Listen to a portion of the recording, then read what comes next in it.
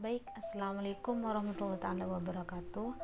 Kali ini saya akan berbagi pengalaman bagaimana menggunakan Excel dan menggunakan SPSS untuk analisis statistik berupa Engine.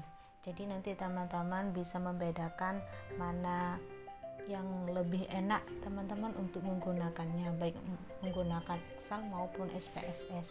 Jadi yang pertama, ini sudah ada data pretest dan posttest. Dalam kasus kali ini yang saya bahas yaitu judulnya pengembangan perangkat pembelajaran fisika dengan inkuiri terbimbing berbasis media animasi audiovisual untuk meningkatkan keterampilan berpikir kritis peserta didik SMA. Nah, sedangkan analisis statistik yang digunakan yaitu N-gain atau normalitas gain ini digunakan untuk mengukur peningkatan keterampilan berpikir kritis siswa melalui pretest dan posttest. Nah, datanya ini sudah ada, tinggal kita masukkan rumusnya yaitu seperti yang tertera di layar ini. Jadi kita masukkan saja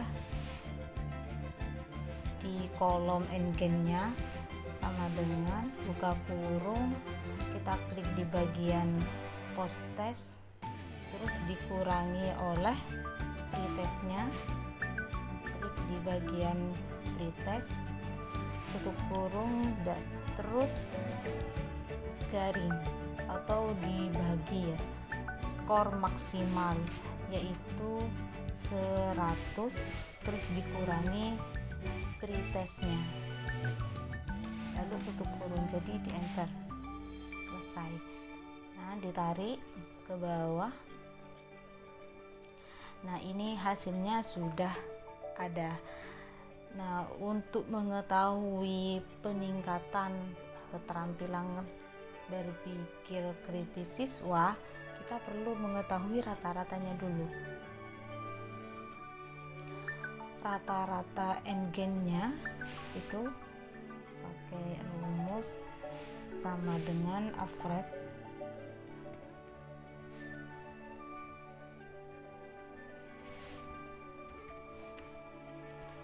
buka kurung, klik di kolom ini N-gain-nya, tarik ke bawah, tutup kurung, biar terisi semua kolomnya.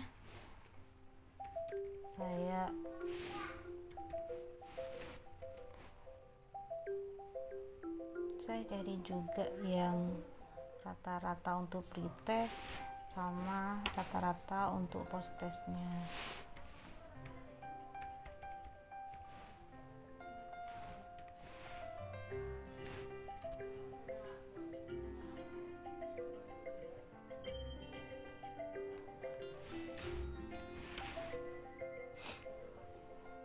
Nah, ini sudah diketahui ya N-gain-nya berapa untuk analisis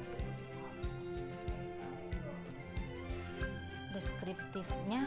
Kita bisa lihat melalui klasifikasi kategorian, yaitu ada 3 tingkat ya. Ini menunjukkan dari rata-rata N-gain-nya yaitu 0,9. Ini menunjukkan di bagian kategori paling atas yaitu tinggi. Hal ini menunjukkan bahwa dari kasus ini pengembangan perangkat pembelajaran fisika ini untuk mengukur peningkatan keterampilan berpikir kritis siswa ini menunjukkan kategorinya yaitu tinggi. Artinya keterampilan berpikir kritis siswa yaitu dari analisis data N-gain-nya yaitu tinggi. Baik, selanjutnya kita menggunakan SPSS. Data di Excel tadi kita kopikan saja, masuk ke ini, ke SPS-nya, masuk ke nama data view, tinggal di copy saja. Nah, baru kita masuk ke variabel view. Nah, name-nya kita untuk mempermudah para pembaca saja, jadi saya ganti pretest. Terus di bawahnya juga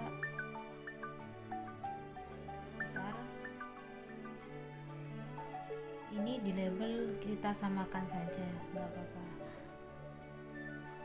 Terus ini post test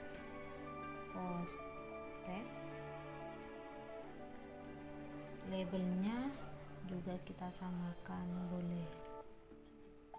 Nah, di desimalnya kita biar mempermudah saja, kita kasih diberi 0 saja.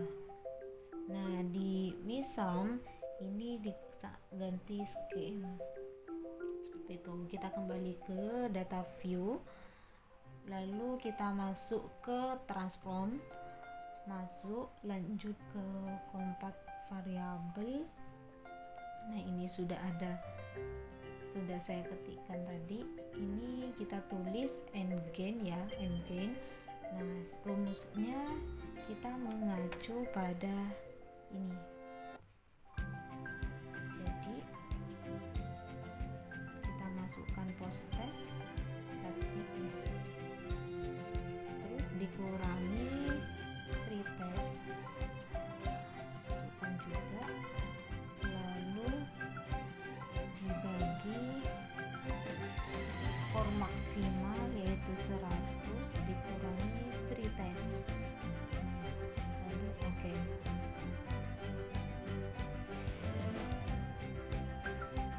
Nah, nilai n-gain-nya ini sudah masuk.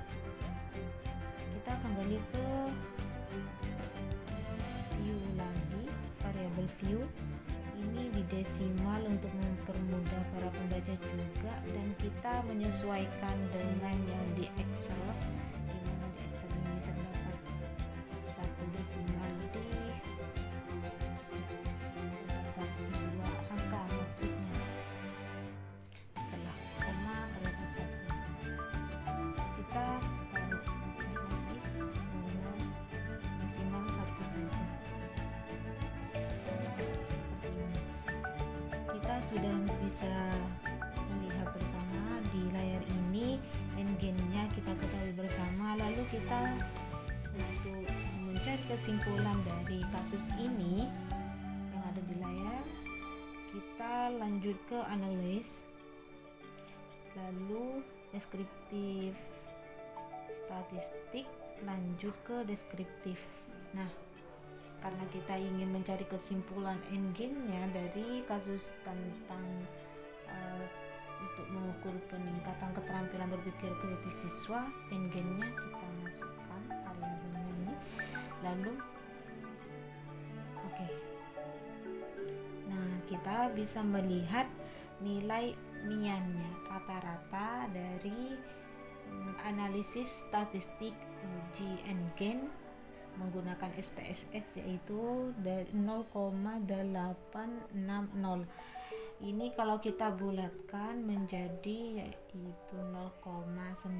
Artinya menggunakan SPSS dan Excel ini hasilnya sama seperti itu. Jadi dapat kita simpulkan bersama bahwa dari judul yang saya angkat dari kasus ini, kita bisa melihat bahwa peningkatan keterampilan berpikir kritis siswa yaitu tergolong atau berkategori tinggi seperti itu. Mungkin cukup sekian tutorial perbandingan antara kita menggunakan Excel maupun SPSS. Jadi buat teman-teman silahkan menggunakan yang mana saja yang dapat teman-teman mempermudah untuk menganalisis data. Sekian, kurang lebihnya mohon maaf. Wassalamualaikum warahmatullahi wabarakatuh.